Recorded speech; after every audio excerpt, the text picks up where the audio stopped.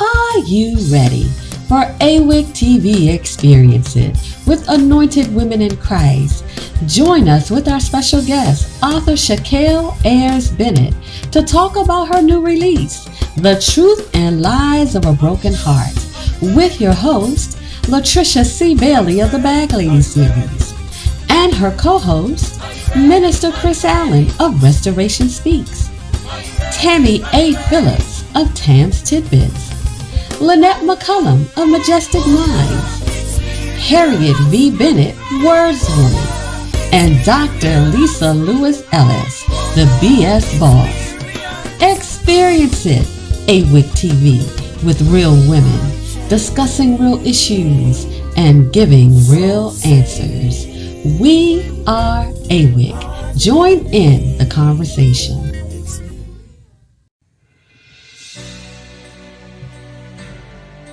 Looking to expand your business? Get your book on the bestsellers list? Or get more exposure for your event? Then advertise on AWIC TV Experience It. Broaden your reach with over 350 million reached on Fire Stick, YouTube, Facebook Live, Roku, and more. Get more information at anointedwomeninChrist.com. It could be the best business decision you ever make. Welcome to AWIC TV Experience It. I'm your host, Latricia C. Bailey, and I'm so glad to see my AWIC sisters. I tell you, we have lots of fun, but I miss you guys in person. Hi, everyone. Hello. So we are here for another show. So we're going to talk a little bit about what our special guest, what our author is going to say about her new book. But before that, Chris, let us know how people can share and like and find us and tell everybody else about us. Yes, you can follow us on all of our social media platforms, starting with Facebook at Anointed Women in Christ, parentheses, AWIC, and then you can head on over to Instagram, Twitter, and Periscope and follow us at AWIC 4 Christ. And then you can hop on over to YouTube and subscribe to an AWIC TV Experience It. So every time that we go live, you will get a notification and you can join us and watch the show so you won't miss anything. Well, it looks like they can find us any and everywhere. We've got you covered. We're on every social media platform out there, so you have no excuse. Come on and join our experience. Just celebrate with us. So today we are going to have our special guest, author Chakel Ayers-Bennett, and she is the author of The Truth and Lie of a Broken Heart. She is from New Jersey, Newark, New Jersey. And she's going to come on and tell us a little bit more about her book. So should we invite her in the room? Come on in the room. Come on in. Welcome. Amen. Good to see you. Hi, Chakel. Hello, how are you? Hey, good to have you join us. Yes. Thank you for having me. Yes. So again, we have the author of The Truth and Lie of a Broken Heart. And this is Chakel Ayers-Bennett. And we're going to just get started. We don't want to go into too much detail about your book, but we just want to find out a little bit about you. So tell us, I know you're from New Jersey, Newark, New Jersey. Familiar with that? Yes, ma'am. So, and you're the daughter of Michelle Ayers and guitarist Keith Ayers. I actually went and looked up Michelle Ayers just to hear her. You did? Oh, yeah. Respect and some other stuff. I was like, yes. So just tell us kind of a little bit about you. Just give us a little bit about you. Just tell a little bit. Yes, definitely. So again, my name is Chakel. I currently reside in Augusta, Georgia. I am from Newark, New Jersey. My mom, at a young age, relocated us to the state of Pennsylvania, where I finished my school years there. So I graduated from Pocono Mountain West High School. So then from there, I sort of traveled around a little bit, went to Florida, Pittsburgh, a couple of different places. and ended up here in Georgia. I have three children, three small children. Their ages are 8, 7, and 5. Yeah, and we've been here now since 20. I want to say we moved here in 2017, so we've been here almost 3 years now. Okay. I've been to Augusta before. It's hot. Yeah. Oh, yeah. Yes, yes. Mm-hmm. So, Yeah. oh, yeah, that was interesting. Gotcha. I just wanted to, I'm glad you're joining us. I just wanted to let you know and let our audience know that we are celebrating 10 years in our ministry. This is our 10th Congratulations. This is our 2nd year on AWIC TV, and we like bringing on authors like you and showcasing their work. So let's just talk about this, the truth and lie of a broken heart. I mean, first of all, tell me about the title. Like, where did this title come from? I don't know. Magically appeared.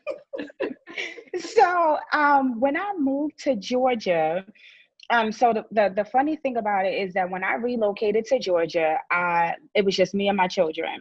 I am a single mom of 3, and so it was just me and my children. And when we got here, we lost all of our belongings on the highway. Yes. As I was traveling back and forth to try to find a place to live, one trip to Augusta, and everything fell off the top of my car. And so I was so hurt and so distraught. And I literally put all of us in danger. I had my sister with me at the time. And I'm like, oh my God, what are we going to do? I didn't even, I didn't have that much money. I'm living off of my school refund checks. And so I tried to back the car up to get our clothes. And before I can do that, this large truck came through and took away everything. Every single thing. Wow. Everything. Yeah. So imagine I'm in my early 30s and I'm like, this is not a good experience coming to Georgia. I'm ready to go back at this moment. So when we finally found the location where we live now, again, we moved in here. We had a bed, I had a basket of clothes, and we had a TV. And I used my phone for a hotspot so my kids can be entertained. And so I was in the bathroom one day and I was just so tired of feeling down because, I'm literally starting from scratch with 3 children. I've never done that before. So I didn't know what to do. So I was so upset. I mean, I was trying to get myself, like just kind of a pick me up, sort of say. And one day I went in the bathroom, I got out the shower, I did my makeup and I did my hair and I took a picture of myself. And when I took a picture, all of a sudden I heard the words, "The truth and lie of a broken heart."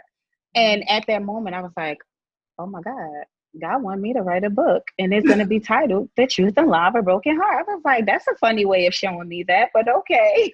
Yeah, jokes.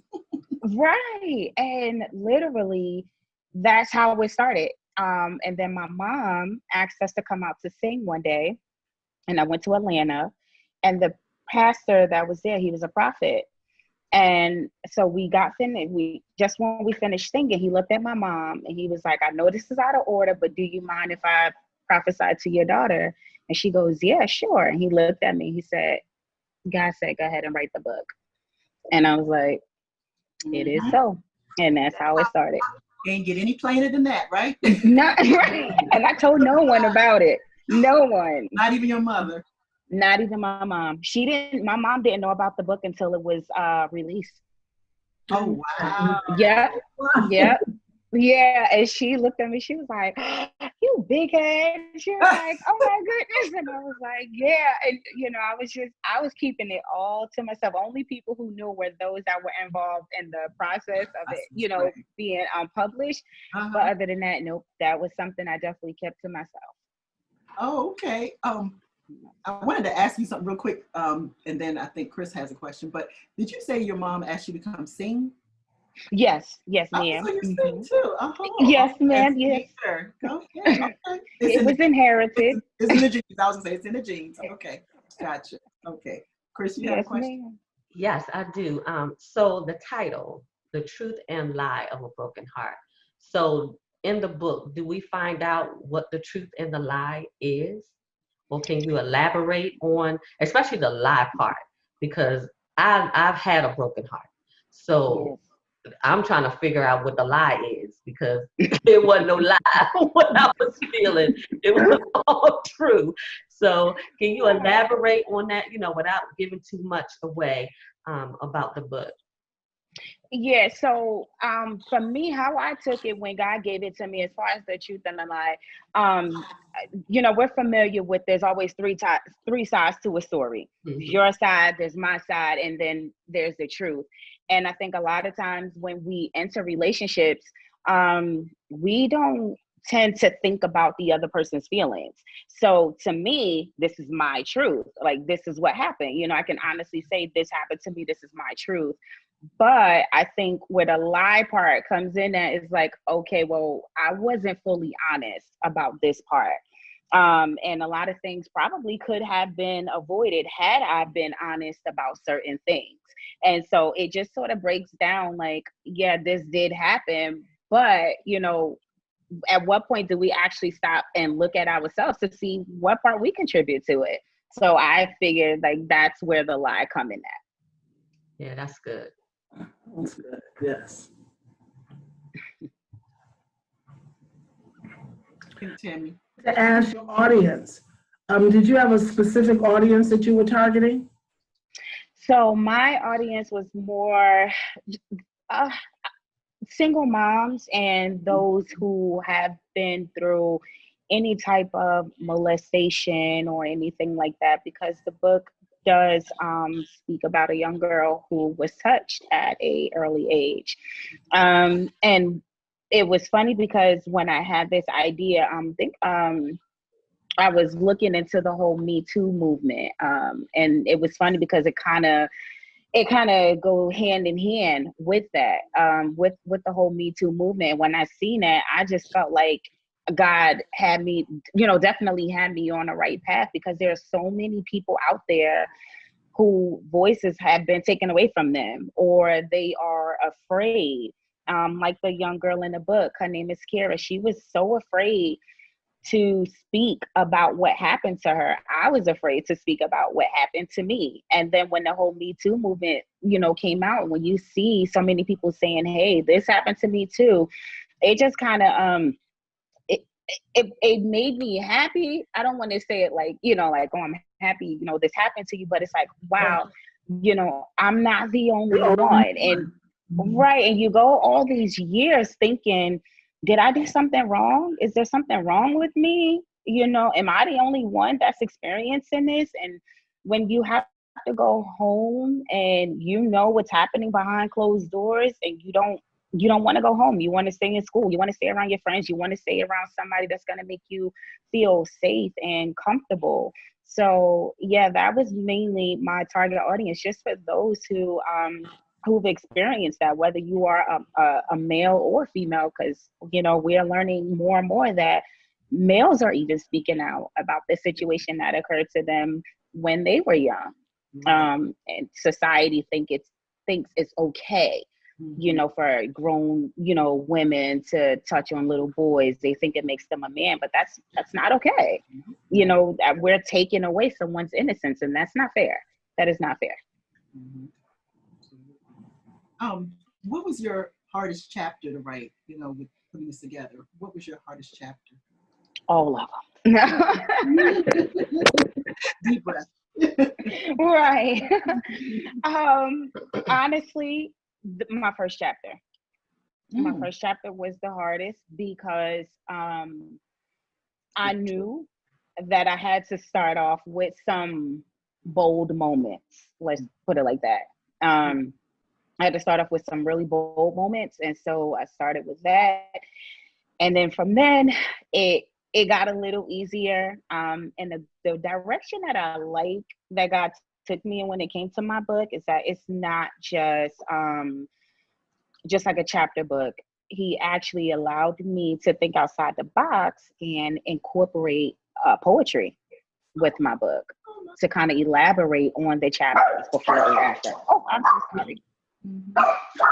Oh, there we go.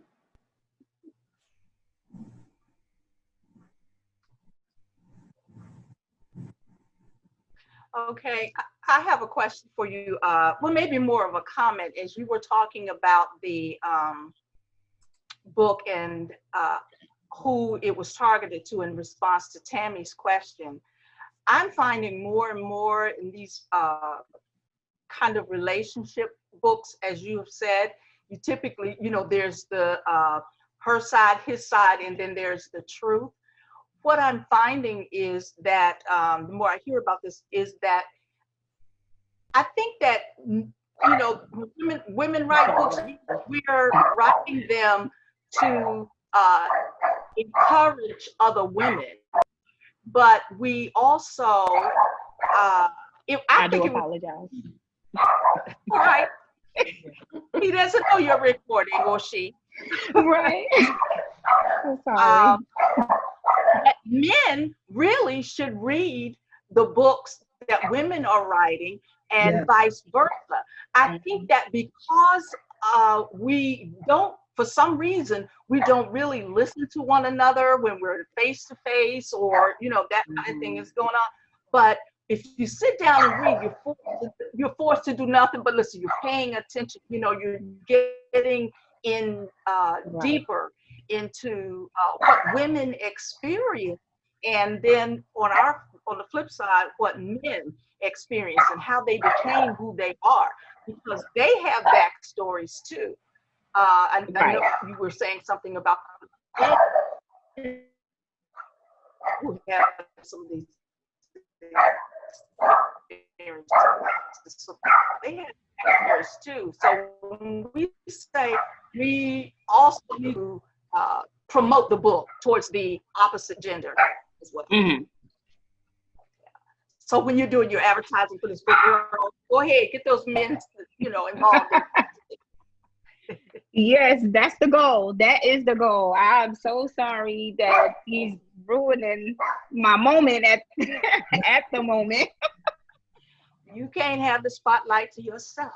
Never, ever. But yes, that is the goal, to not just reach, just the women, because I think even in society, we focus a lot on, the women, but men experience it too. But just like men experience domestic violence. And a lot of people choose to stray away from that because men have this position where they have to stay strong 24/7, and they don't have a safe place, and they don't have a place where they can be open and vulnerable. And I think that leads to, destruction down the line with so many different things. Absolutely. We're going to take a break right this moment. Pause just to take a break, and we'll come right back. We're going to take a break, and we'll come back and talk with you in just a moment. Okay.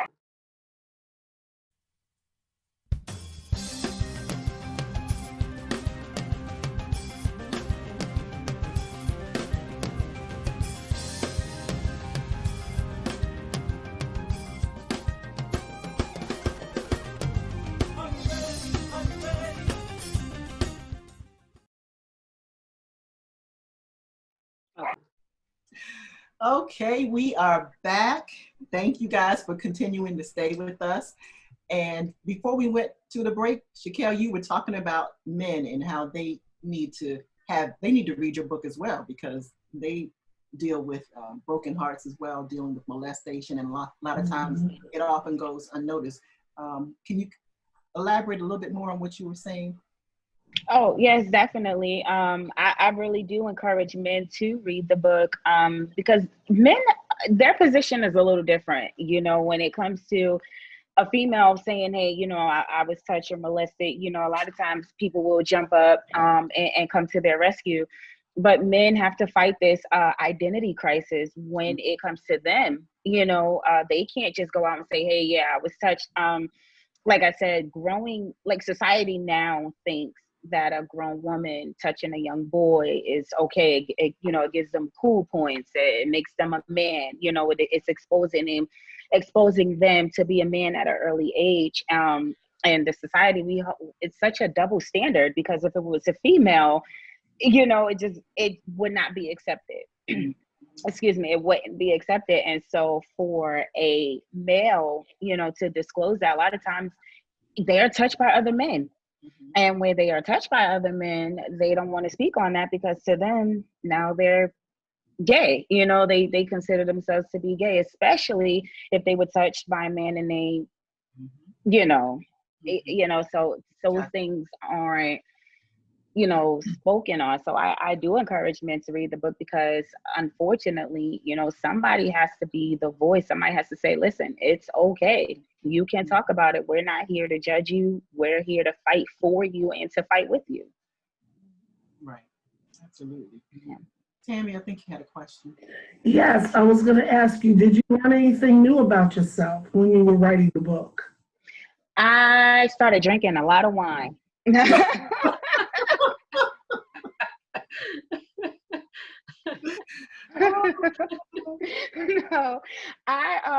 you know what? I'm actually glad you asked me that because prior to writing the book is when I started seeking therapy. When I moved to Georgia, that was the day that I made a stamp, and that was the day that I told myself that I was going to change the narrative for my life as well as my children's life. That we were no longer going to be statistics, which is why I pushed myself the way I did as a single mom. I pushed myself to complete my associate's degree, bachelor's degree, and then went on to complete my master's degree. I didn't want to be labeled a statistic. And so I went to therapy, and I went to 2 different therapists, and they both told me that I suffer from a case of, mild depression, which I didn't know. I was very ignorant when it came to learning about depression and things like that. And clearly there are levels to depression. So, I've actually started learning and working on myself, my mental, before even going into the book, not knowing that it was going to lead into me writing the book. So I think I was being prepared ahead of time. Yes.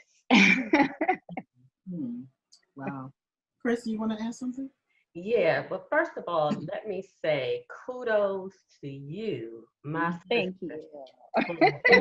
The damn thing. Discover your value, accessing your voice, and moving in victory. We give you applause. Persevere and press on and be wise enough to get help. We know that you know Christ, but we know that God gives us also practical things that we can do. So we tip our hats off to you, and we just celebrate you today. That's many accomplishments. People go, all their lives never getting the 1 degree, but for you to accomplish 3 of them with small children, that's no small feat. So we applaud you, and and write the book already. Yeah, right. Okay. Come on here. Girl, so that's awesome. But I wanted to say, you wrote your book as a fiction. What made you, as a fictional book or fictional story, what made you decide to write it in that genre as opposed to just your straight testimony? What made you make that decision? Okay, I think by me writing the book, it allowed me to actually be a character. And when I became a character, I was able to express certain things in the book, whereas myself, I would have probably shied away from it. And actually, I did do that. I shied away from the book, and it wasn't until my editor read the book and she told me, she said, I can feel and I can see that you're holding back. And she said, don't. When I first started writing it, I thought I was being too blunt, too bold. And then I started taking it back. So I kind of went back and forth. But then when she gave me this encouraging story and she let me read a couple of things and she told me, listen, if God gave this to you, this is what you need to do. And I said, you know what? You are absolutely right. And so by making it a fiction book, it allowed me to have like an alter ego almost, like I can be this person and I can fully express everything that I'm feeling, everything that's going on in my mind. And it felt good. It felt great to be in that place. And then, then once it was all done, I could take the hat off and I could sit back and I said, okay, I'm done. You know, Right. you know, so Right. it felt good to, you know, to be in that role. And so that's why I was able to put it and, you know, write it as a fictional book, because it really just put me in a different mental place. So would you say it gave you a sense of freedom? Oh, definitely. Definitely a sense of freedom. You know, because I think a part of me when writing the book was still a little timid, was still scared. So when I stepped into that character, it was like, all right, I'm not, you know, I'm not scared no more because I'm speaking as someone else. Lynette, let's talk a little bit more about your book. I think Lynette has a question. Okay. Yes. Well, a couple of things. First, going back to the fact of what you were saying about writing the book. I know that that's been a tactic that therapists have been using for years. They used to tell people who were victims, you know, to go back and write a letter to the person that harmed you. What would you say?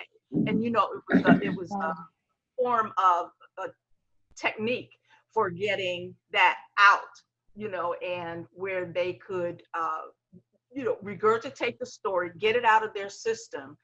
But now what's happening more and more is that those letters are turning into books. You know, people are using that, and it's they're just talking about how therapeutic it is for them and cleansing.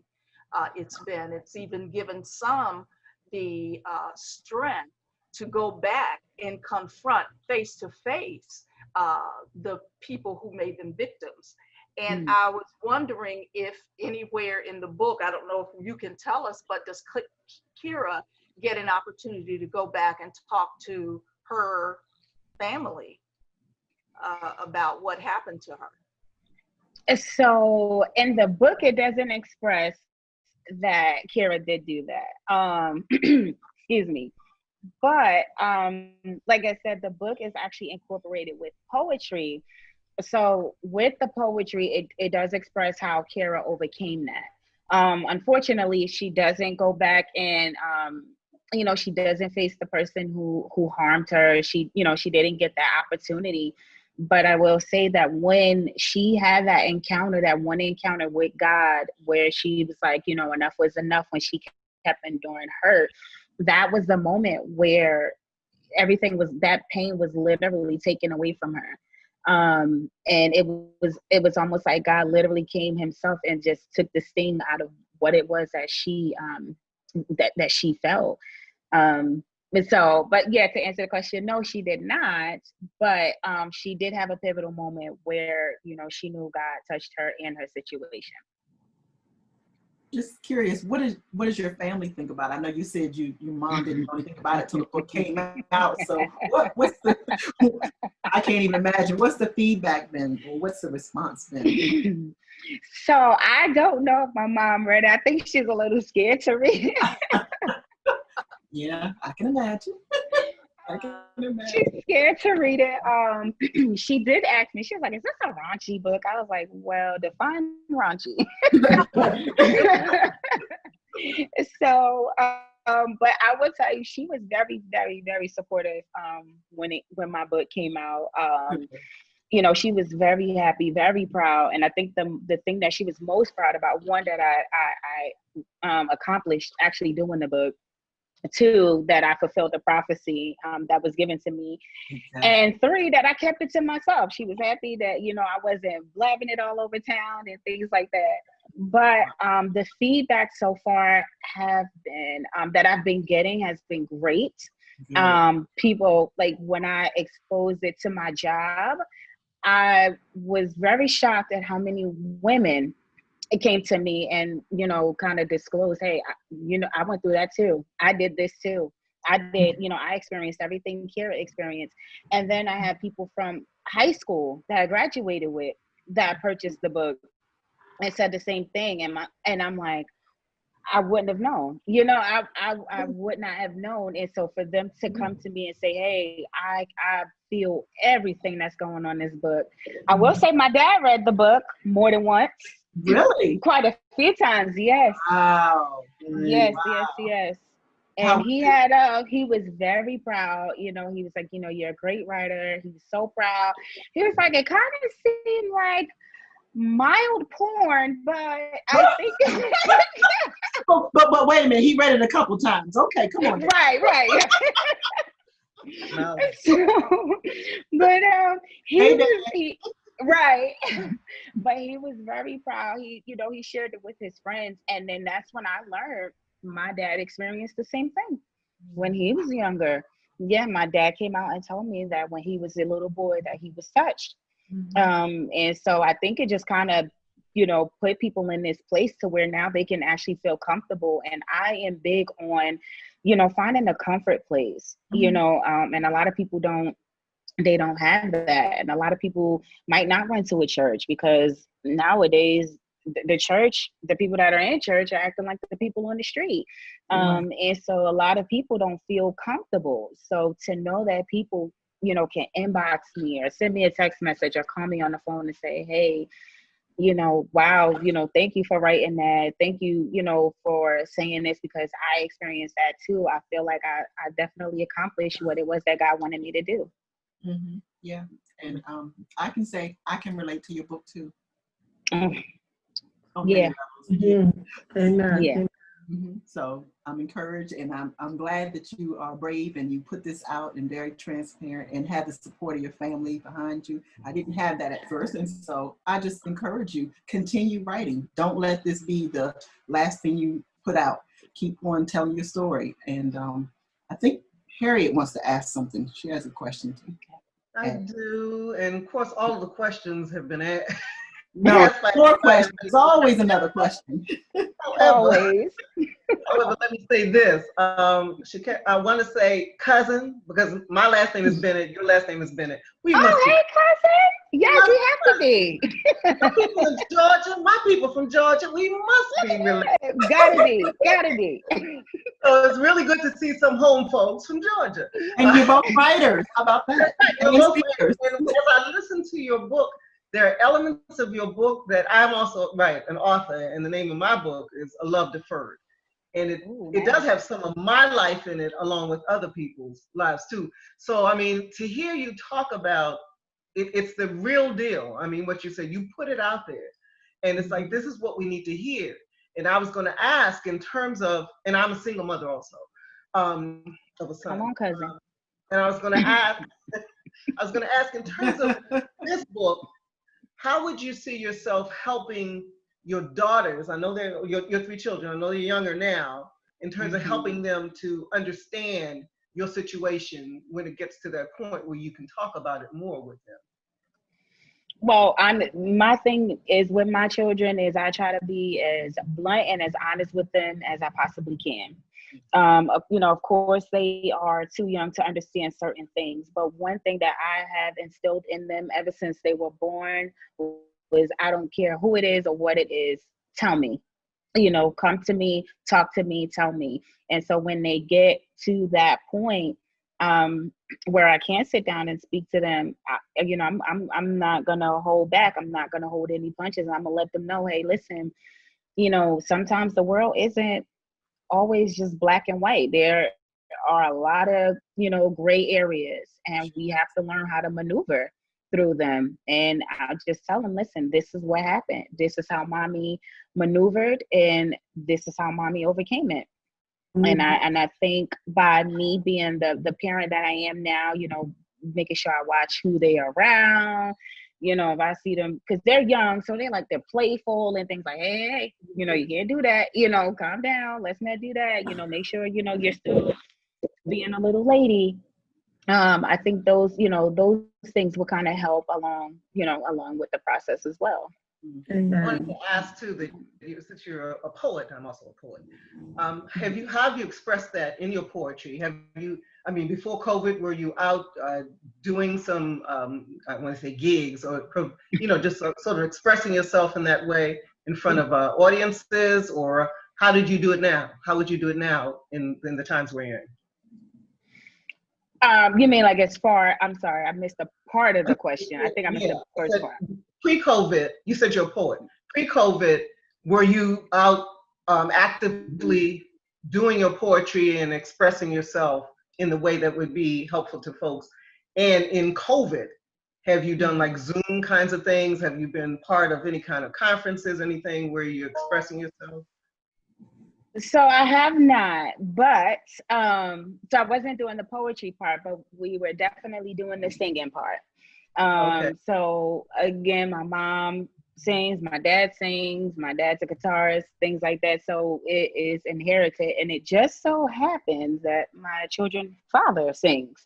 And so that's literally how we express, because it wouldn't necessarily be the poetry, but it would be in the song. We would write songs pertaining to what it is that we were experiencing even as millennials, because a lot of times we tend to push, like younger generation feelings to the side. And, we got this mentality, it's all right, you'll get over it. Mm-hmm. But a lot of people, they don't. And a lot of people grow up with mental issues. So that's how we expressed it that way. And my children have been fortunate enough to be within that vicinity when we were out singing and ministering and letting people know, like, yes, we are a millennial group. This is what we battle with. This is what we struggle with. But listen, we also Jesus freaks, So, I mean, we just going to rep Jesus till Jesus turn it around. We don't have a choice at this point. So, but unfortunately, I haven't been able to do anything since COVID. But I will say I was given an offer for something. I can't talk on that just yet, but I was given an offer about something. So you guys will hear something soon. All right. Good for you. You must post it. All right. And this is during COVID. Wow, good for you. A lot of great things are happening during COVID, believe it or not. Yes. Tammy, I think, wanted to ask you something. I did want to ask, what is your overall message that you want to communicate to your audience with your book? Speak up. Literally, that was the main thing. When you read the book in the beginning, it talks about how timid and how young Kira was. And like I said before, my children, I raised my children to have a voice, to be bold, and there's a way to deliver your message. I mean, not to be rude or disrespectful or anything like that, but if something or someone is hurting you or bothering you, it's okay. So I am a big advocate on having some sort of positive outlet. And like I said before, not everyone, might not have a church to run to or something like that. But I am big on any type of positive outlet, whether it's a friend, a family member, whatever it is. Definitely invest in some sort of positive outlet and definitely speak up, because you don't want that thing to linger and, it hangs on through your childhood and in your adult life, and then you're in a situation where you have children and you don't want that to linger onto them. And so I'm grateful for the people that I've come encounter with, and I'm grateful that I've gotten that opportunity. Mm-hmm. I was in a place where I was at a church service, and it was a night with the prophet, and he said, basically like, now's the time. Now's the time to let it go. And when I tell you I held on to that thing so tight, I was like, nope, not at all. I'm not letting it go. Mm-hmm. And the second I did, the prophet pulled me to the front and said, hey, I seen you struggle with that, but because you decided to let it go on this day, that was it. And I promise you, I've never dealt with it ever again since then. So I'm telling you, speak up. I know it's scary because I've been in that place. I've been there. It is very terrifying. But if I can relate anything, is just please find your strength and find your boldness to speak up. We forgot to really talk about your background. I know Chris earlier mentioned, your 3 degrees. Tell us about your degrees, because I don't think we talked about that. Great accomplishments. Yeah, so I after my college hopping, my first college was at HBCU, and I'm kind of upset I didn't finish that way, but you know it is what it is. So my first college was HBCU, and so I did a year in Opelika, Florida. So once I came back, I did some college hopping. I decided to settle down, and I completed my associate as a medical assistant technician. And then I'm like, okay, I'm not going to stop here. I need to keep going because, you know, that just wasn't enough for me. So then I went back and I completed my bachelor's at Colorado Technical University in healthcare management. And then they convinced me to come back. I don't know how they did it, but they did. Maybe the money. Right. And I'm telling you, it was nobody but God, because when I went for my bachelor's, I was actually on the verge of being kicked out. I was on the verge of being kicked out because I had no more funds. I couldn't pay for it. I'm a single mom. I'm on Section 8. I'm on welfare. I'm getting WIC. I'm getting all everything you could think of. And I'm like, oh my goodness, what am I supposed to do? And I went to a service again, same prophet. Wow. And I remember venting and telling him everything. And he just came to me. He said, call him tomorrow. I was like, I already called him. You know, I got to, withdraw. He said, call him tomorrow. So I said, okay. So I called. And I'm like, hey, I'm calling to withdraw. But, wanted to see if you guys can do anything to help me. I don't know who the girl was. And to this day, I'm so upset I did not get her name. I just know she put me on like maybe a 10-minute hold, and she came back and she said, Miss Bennett. I said, yes. She was like, I have some good news. You do not have to withdraw from your bachelor's degree. She said, we were able to get you the funds for your bachelor's degree, and you have enough funds to complete your master's. Come on. Oh, my God. Who does that? Obedience is better than sacrifice. And when I tell you, I argued my pastor down at the time. I was like, I keep calling. He was like, call them tomorrow. And I said, okay. And so when they said that, I was like, I called him right away. And I said, you wouldn't believe what happened. He's like, I already knew that. I already knew that. So, and then I just kept going, and it was like, hey, when I was done with my bachelor's, I actually walked across the stage with my youngest daughter in my stomach. Wow. And they called me back after I had her, and it was like, hey, listen, you can complete, your bachelor's within like a year and a half, and we can get you in and out. And that's what happened. I was done in a year and a half. I got my master's, and let me tell you, it's so funny. With your master's degree, you have to maintain a 3.0 average. Right. And I'm probably the only person who who went through her master's program at like a 2.6 or 2.9. Wow. Because, imagine trying to work and take care of children and things like that. I was struggling just trying to keep up with schoolwork, and I almost got kicked out of my master's course. And I was like, Lord, why you keep bringing me back? They keep trying to kick me out. What is going on? Yeah. And so it was the last semester. I mean, I begged and I pleaded with my teacher. She allowed me to redo my assignments, and I only had to redo one. But the Spirit said, go back and do more. And when I tell you, I said, okay. I said, but I passed these already. He was like, go back and resubmit them. And I said, okay. Wow. And I mean, it took me a whole week to go through everything and resubmit everything. And when I resubmitted it, I sent it over, and then we got our grades a week later, and I graduated with a 3.02 because I went back and resubmitted. Now if that doesn't inspire somebody, I don't know what will. Right. Yeah. That's right. I was going to say to Chakel, her testimony is a prime example of, you know, when God's word says, I will do exceedingly and abundantly above all that you can have. You didn't even think beyond not being kicked out of school. That was your limit. That was it. Just for the look what God did. That's a that was my limit. It's a wonderful testimony. I think about so many people because they have children that they can't finish school. And here, finished school, worked, took care of your children. What an excellent testimony that is.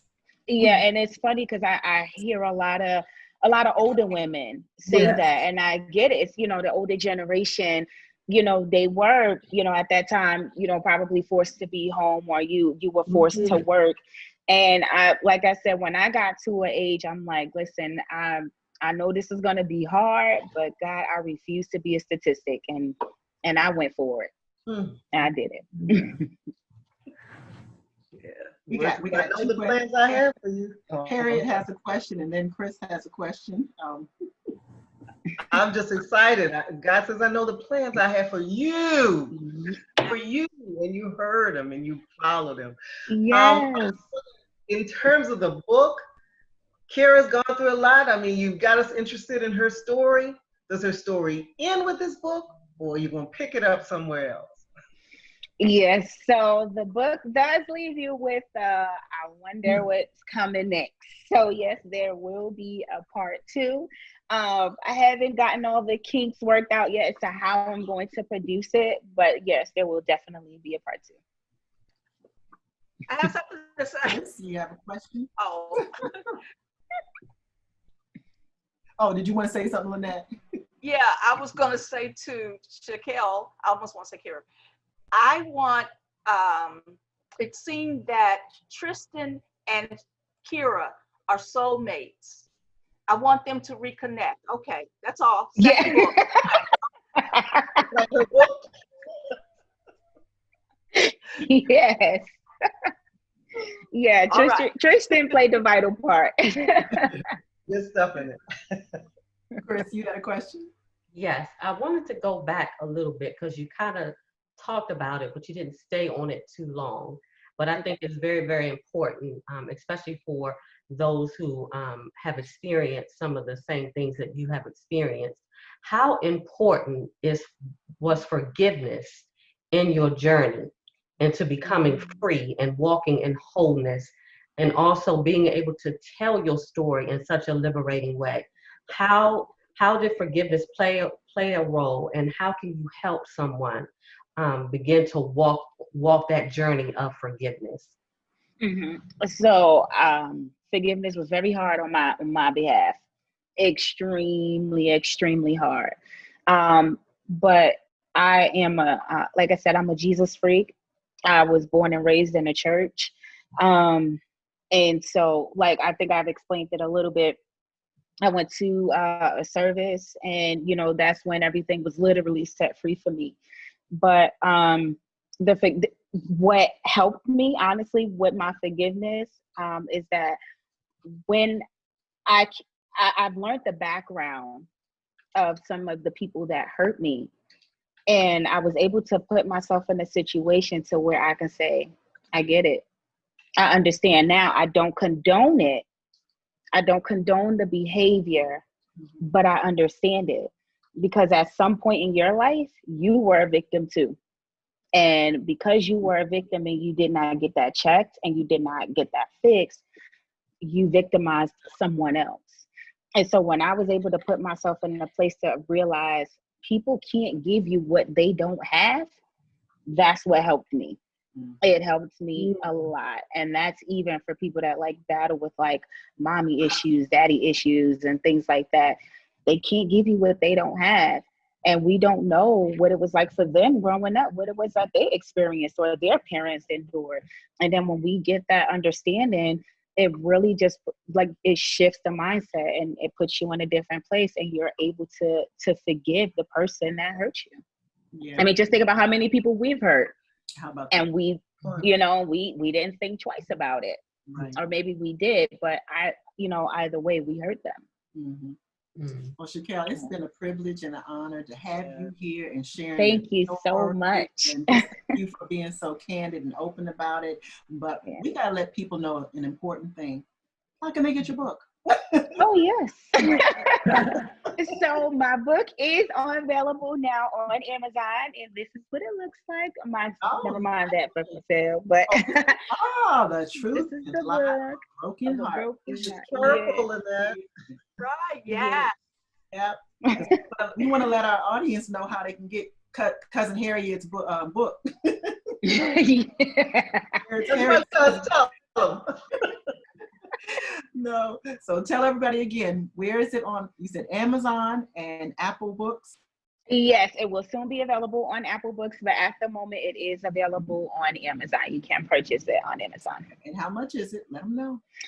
Okay, so for the hard copy, it is very cheap. It is only $8.99, and for the ebook, it is $4.99. So it's a steal. It is a steal, but it will only stay that way, for a short period of time. But it's definitely a steal. Okay, so we want to let our audience know now's a great time to go and purchase that, and don't just buy one, buy two. It's a great deal. Go ahead, buy one for somebody else. We appreciate you being here, and thank you for having me. We want you to just continue just being your open and candid self, and let us know when you had that surprise come out. Oh yes, definitely. You gotta let us know so we can talk Amen. about that. And also let us know when you're working on your next book, your next project. We have to have Yes, ma'am. Okay. Yes, ma'am. Definitely. Thank you guys so much. Yeah, we appreciate you. So again, we thank you guys for hanging with us, tuning in, and don't forget to follow us on our social media. We're out there everywhere, Anointed Women in Christ, and we're going to close out. So Lynette, what do we want to encourage our audience to do? I am so excited. You can live out our mantra, really, because today Chakel has demonstrated our mantra in every form of the intent, our intent. And that is, she has really exercised her right to do the damn thing. And D is discover your value, A, access your voice, and M, move in victory. On AWIC TV. So until we see you guys again. Amen. Amen. Do that. We appreciate you guys. Love you. Bye. Bye. Bye-bye. Bye. Take care, Chakel.